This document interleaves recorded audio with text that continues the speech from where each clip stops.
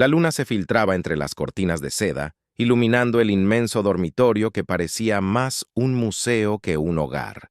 Carlos Mendoza, empresario millonario y conocido por su carácter duro, miraba al techo con los puños apretados. 24 noches, 24 intentos de acercarse a su esposa, Laura, y 24 rechazos envueltos en una sonrisa serena y una frase que lo desarmaba cada vez. «Perdóname, Carlos. No puedo. Todavía». Esa noche, sin embargo, algo dentro de él se quebró. No era deseo lo que lo consumía, sino la duda. ¿Por qué lo evitaba? ¿Por qué una mujer tan bella, tan dulce, aceptaría casarse con él solo para rechazarlo noche tras noche? Carlos era un hombre acostumbrado a tener respuestas, pero con Laura, cada pregunta lo llevaba a más misterio. Durante el desayuno, la tensión era palpable. Ella vestía sencillo, con un vestido blanco y el cabello recogido, mientras servía el café con una calma que contrastaba con su mirada distraída. «¿Hay algo que quieras decirme?», preguntó él finalmente. Laura lo miró por un segundo, luego bajó los ojos. «Lo que quiero decirte todavía no puedo», respondió con voz temblorosa. Carlos soltó una risa amarga. «¿También eso es parte del misterio?». «Porque empiezo a sentir que me casé con un fantasma». El silencio que siguió fue como un golpe. Laura solo respiró hondo y se levantó de la mesa. «Quizás un día entiendas», susurró. «No todo lo que calla una mujer es por miedo. A veces es por amor». Carlos la observó marcharse, su figura delgada desvaneciéndose entre los pasillos de mármol. Por primera vez, se sintió el hombre más pobre dentro de su propia casa. Esa tarde, el ama de llaves, doña Marta, lo encontró en su despacho mirando una vieja caja de fotos. «¿La está juzgando, señor?», preguntó con cautela. «No, estoy intentando comprenderla», Carlos exhaló. «Es imposible amar a alguien que no te deja acercarte». «A veces, señor», dijo Marta con sabiduría cansada, «la distancia no la pone quien no ama, la pone quien teme perder algo más grande». Carlos la miró sin entender del todo, pero las palabras se quedaron grabadas. Esa noche, cuando volvió a su habitación, Laura ya dormía, o al menos eso parecía. Su respiración era tranquila, pero sus mejillas estaban húmedas. Junto a la cama, una carta sin abrir descansaba sobre la mesita de noche. Tenía su nombre. Carlos la tomó. Dudó un momento y la abrió. «Querido Carlos, si estás leyendo esto, es porque ya no puedo seguir escondiendo la verdad. No me casé contigo por dinero ni por conveniencia. Lo hice porque pensé que contigo podría estar a salvo. Pero cada noche temo que descubras quién soy realmente y que me odies por ello. Dame un poco más de tiempo. Te juro que entenderás». La carta terminaba con una firma temblorosa. Laura Castillo. Carlos frunció el ceño. Castillo. Ese apellido le resultaba familiar, muy familiar. A la mañana siguiente un viejo amigo lo llamó. «Carlos, ¿sabes con quién te casaste?», le preguntó con voz inquieta. «Con una mujer llamada Laura, ¿por qué?». «No», el hombre bajó la voz. «Te casaste con la hija del juez Castillo, el que desapareció hace 5 años después de denunciar a media élite empresarial del país». Carlos sintió un escalofrío. El juez Castillo había sido un símbolo de justicia. Hasta que lo arruinaron. ¿Podía ser su Laura, la hija de aquel hombre? Esa noche, Laura lo encontró en el despacho, la carta abierta sobre la mesa. «Sabes quién soy», dijo sin rodeos. Carlos levantó la vista, su mirada dura, pero llena de confusión. «Dime que no es verdad». Laura respiró profundamente. «Sí, soy la hija del juez Castillo, y llevo años huyendo, porque alguien poderoso quiere verme muerta». El silencio fue absoluto. Carlos se levantó lentamente. «¿Y me usaste?». «No», dijo Laura dando un paso adelante. «Te elegí, porque eras el único hombre que nunca me miró con desprecio». Carlos apretó la mandíbula. «Me mentiste». «Te salvé», replicó ella con lágrimas en los ojos. «No lo entiendes ahora, pero tu vida también estaba en peligro». Él la miró largo rato. Entre el amor, la rabia y la duda, algo en su interior empezó a cambiar. Por primera vez, Carlos sintió que el misterio no era una traición, sino una herida. Y detrás de esa herida, había una verdad mucho más grande de lo que él podía imaginar. Carlos pasó toda la noche sin dormir. Las palabras de Laura giraban en su mente como un eco imposible de callar. «Te salvé, no lo entiendes ahora». El amanecer lo encontró en su despacho, rodeado de documentos, intentando rastrear el apellido Castillo. No tardó mucho en encontrar lo que temía. El juez Enrique Castillo, padre de Laura, había sido el hombre que denunció una red de corrupción empresarial. Una red que, sin saberlo, involucraba a una de las compañías con las que Carlos hacía negocios. Cuando Laura entró en la habitación, Carlos no la miró. «Todo esto», dijo en voz baja, «¿fue planeado?» «Nada de lo que siento por ti fue planeado», respondió ella con firmeza. «Pero te casaste conmigo sabiendo quién era yo».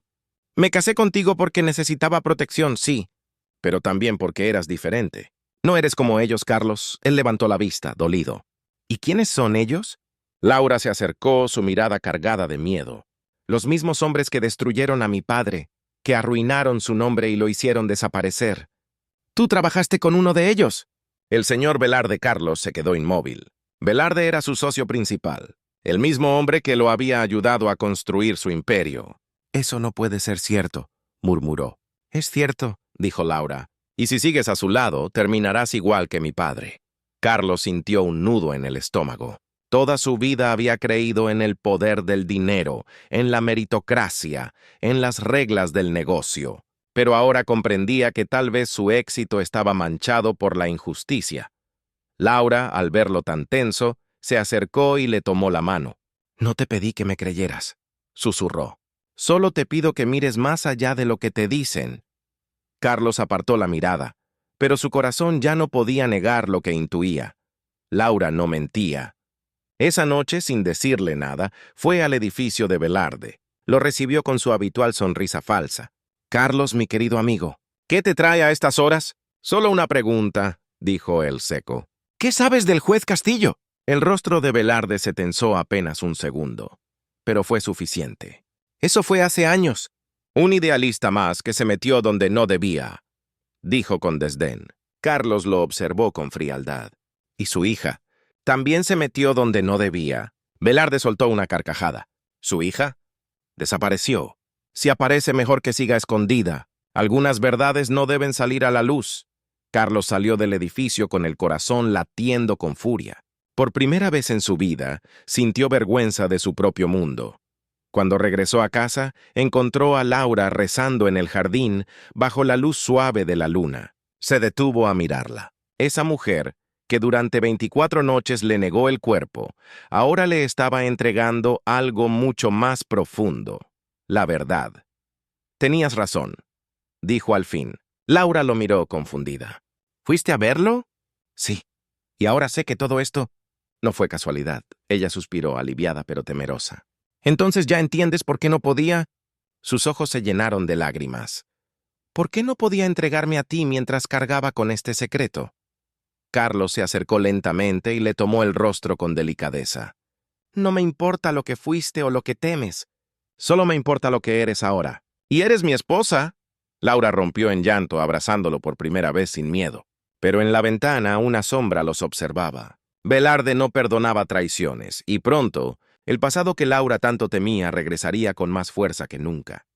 Esa noche, mientras dormían, el teléfono de Carlos vibró con un mensaje anónimo. «Sabemos quién es ella. Si no te apartas, serás el próximo». Carlos apagó el teléfono sin despertar a Laura. Sabía que el juego apenas comenzaba, pero esta vez no huiría. El amanecer llegó cargado de tensión. Carlos no durmió en toda la noche. Cada sombra le parecía una amenaza. Mientras observaba a Laura dormir, entendió que el amor que sentía por ella era más fuerte que cualquier duda, pero también más peligroso que nunca. Cuando bajó a desayunar, encontró sobre la mesa un sobre sin remitente. Dentro había una foto borrosa. Laura, en la calle, siendo seguida por un hombre de traje negro.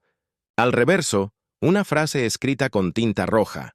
«No todos los secretos merecen protección». Carlos apretó los dientes. Habían descubierto que él sabía la verdad. Esa mañana, sin decirle nada a Laura, llamó a su viejo amigo Andrés, exdetective privado. «Necesito que encuentres todo lo posible sobre Velarde», le ordenó. «Y sobre el juez Castillo». «Carlos, si metes las manos ahí, te hundes con ellos», advirtió Andrés. «Prefiero hundirme que seguir siendo cómplice», respondió con firmeza. Mientras tanto, Laura notó el cambio en él.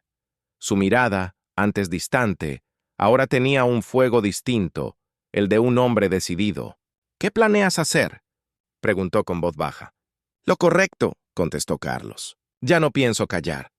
Laura quiso detenerlo, pero entendía que la verdad ya había tomado su curso. Durante años ella había huido, escondiéndose detrás de nombres falsos, trabajos pequeños y miedos profundos. Pero por primera vez, alguien estaba dispuesto a enfrentarse al poder por ella. Esa tarde, Carlos recibió un informe de Andrés. En él, fotografías, nombres y un documento que lo dejó helado. Su propia firma aparecía en uno de los contratos falsificados que destruyeron al juez Castillo. ¿Qué significa esto?, gruñó Carlos. Que usaron tu empresa para lavar dinero, explicó Andrés. Y tú ni lo sabías. Carlos se derrumbó en la silla. Velarde lo había utilizado. Su riqueza, su éxito, todo había sido parte de un juego corrupto. Esa noche le mostró a Laura el documento.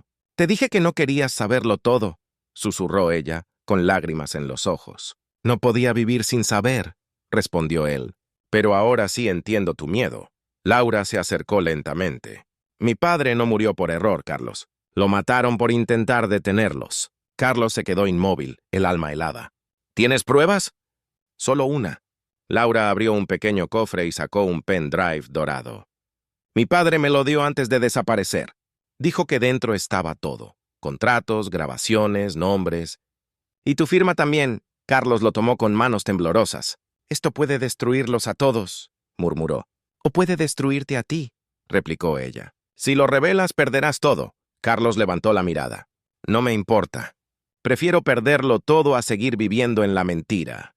En ese momento, un golpe seco sonó en la puerta. Doña Marta entró corriendo, pálida. «Señor, hay hombres afuera. Dicen que vienen de la compañía, pero no traen identificación». Laura sintió un escalofrío. «Es Velarde. Lo sabe». Carlos la tomó de la mano y la llevó al garaje. «Vamos, no hay tiempo».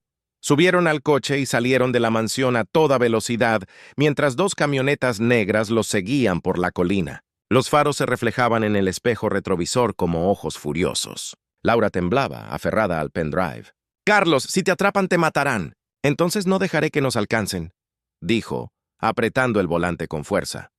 Tomó un desvío hacia una carretera secundaria. La lluvia comenzó a caer, haciendo el camino resbaladizo.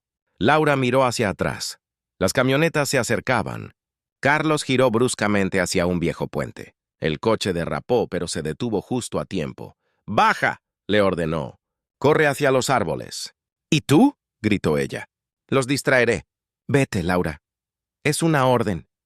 Ella dudó un instante, pero vio la determinación en sus ojos. Corrió entre la lluvia, mientras Carlos aceleraba de nuevo, atrayendo a los perseguidores. A lo lejos, un disparo rompió el silencio. Laura se detuvo, el corazón helado. Pero no hubo tiempo para llorar. Debía sobrevivir. La lluvia no cesaba. Laura corría entre los árboles, empapada, con el pendrive apretado contra el pecho. Cada trueno le recordaba que estaba sola, que tal vez Carlos había muerto por su culpa. Se detuvo un instante respirando con dificultad. El bosque era oscuro y silencioso, salvo por el eco distante de motores apagándose. «Por favor, que esté vivo», murmuró entre lágrimas. Horas después llegó a una pequeña cabaña que su padre había usado años atrás como escondite. Encendió una vieja lámpara y cerró las cortinas. Tenía que saber si aquel dispositivo realmente contenía las pruebas que su padre había prometido. Con manos temblorosas lo conectó a una vieja laptop. En la pantalla apareció una carpeta con el nombre Justicia Pendiente. Dentro, decenas de documentos, audios y grabaciones. En uno de ellos reconoció una voz. La de Velarde. «El juez Castillo no entiende su lugar. Si sigue hablando, su familia pagará el precio. Ya lo advertí. Su hija será el mensaje». Laura tapó su boca para contener un sollozo. Su padre había muerto por defender la verdad, y ahora Carlos estaba en peligro por hacer lo mismo. De pronto, la puerta de la cabaña se abrió de golpe. «¡Tranquila, soy yo!», gritó una voz conocida. Laura giró y vio a Carlos, empapado, con sangre en la frente pero vivo. «¡Carlos!». Corrió hacia él y lo abrazó con fuerza. «Pensé que te habían matado». «Casi», respondió con una sonrisa débil. «Perdí el coche, pero logré escapar antes de que explotara». Se sentó junto al fuego improvisado y la miró con ternura. Tienes lo que buscábamos, ¿verdad? Laura asintió. Sí, todo está aquí. Carlos respiró hondo. Entonces, mañana terminamos esto. Al amanecer, condujeron hasta la ciudad. Carlos llamó a su amigo Andrés para organizar una reunión con un fiscal honesto, alguien que aún no estuviera comprado por Velarde. Tienes que estar seguro de lo que harás, le advirtió Andrés. Si entregas esas pruebas, tu nombre quedará manchado. Prefiero un nombre sucio que una conciencia limpia de mentiras, contestó Carlos. Mientras tanto, Laura se quedaba en el auto, mirando a través del cristal. Una parte de ella quería huir, desaparecer otra vez, pero algo dentro la mantenía firme. No podía seguir escapando toda la vida. Horas después, el fiscal revisó el contenido del pendrive. Su expresión pasó del escepticismo al horror.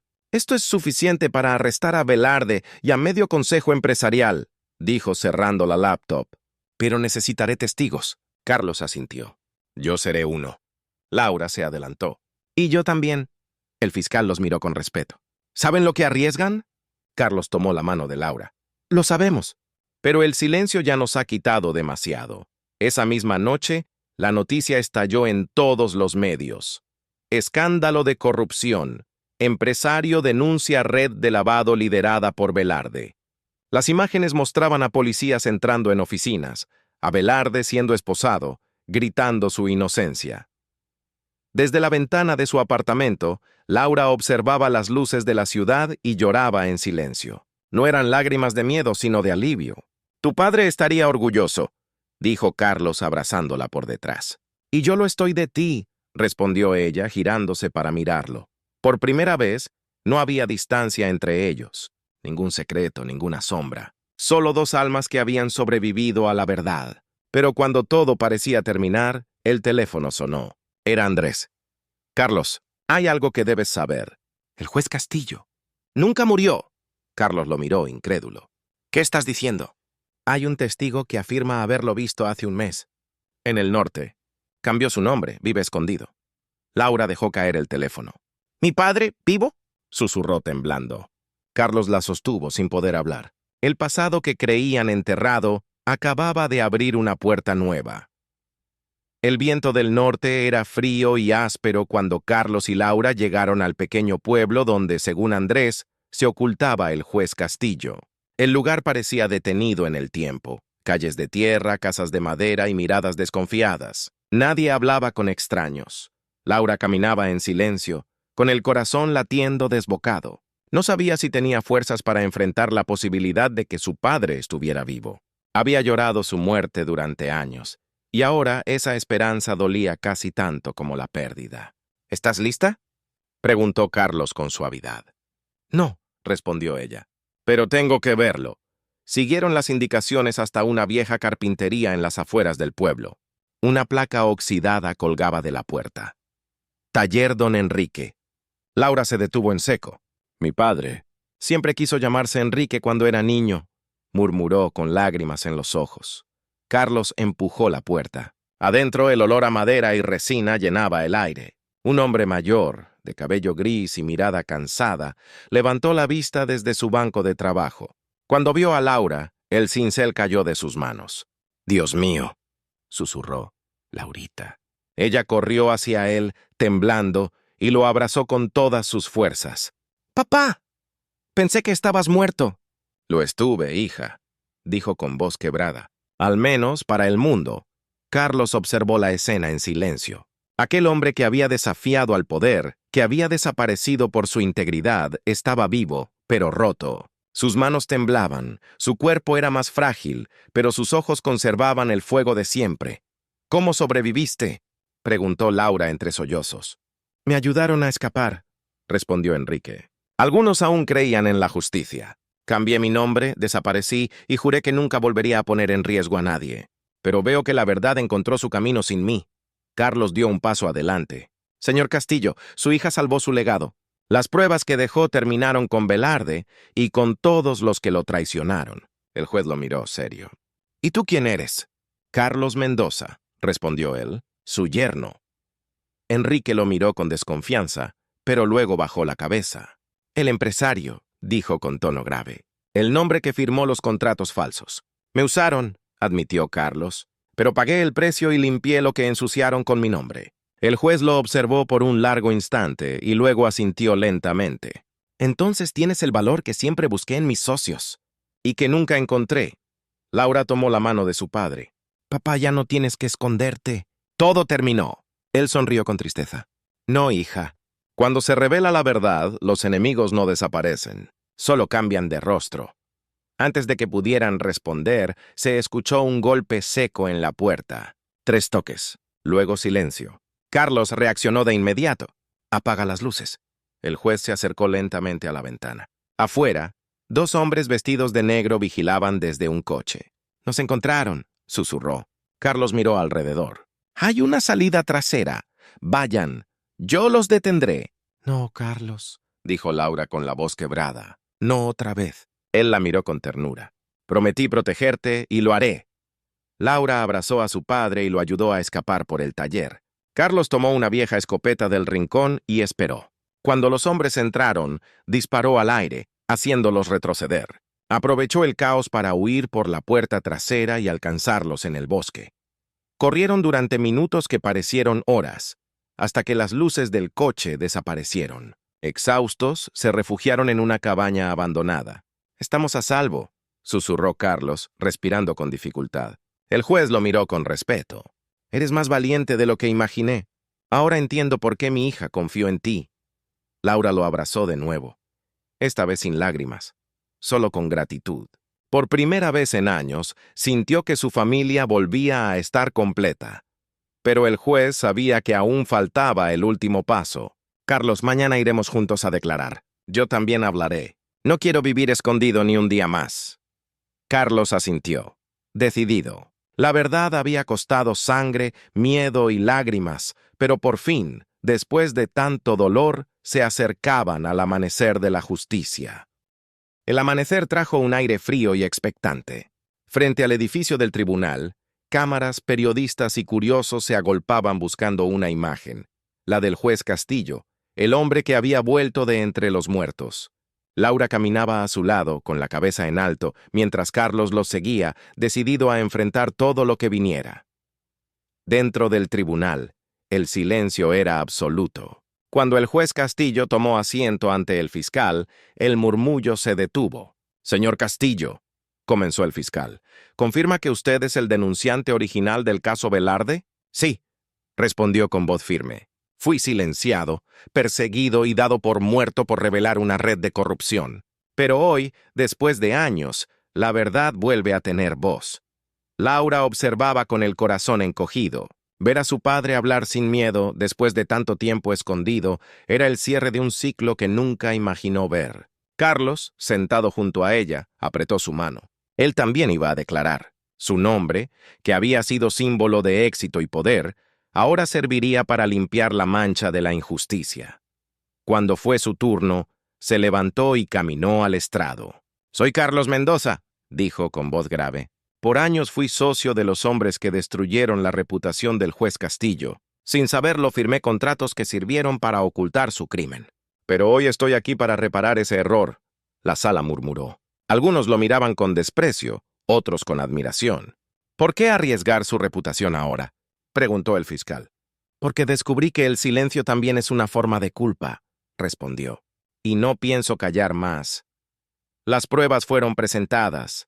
Audios, documentos, grabaciones del pendrive que Laura había guardado durante años. Cada palabra, cada firma, cada número contaba una historia de traición y codicia. Velarde y sus cómplices no tenían escapatoria. Horas después, el tribunal dictó sentencia. Culpables.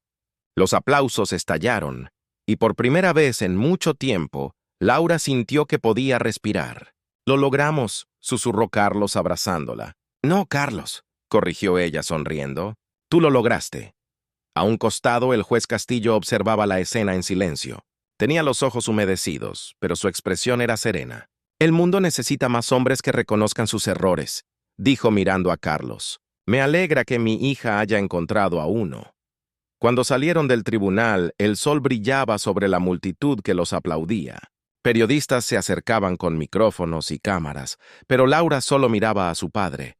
«Ahora sí estás libre, papá». Él sonrió débilmente.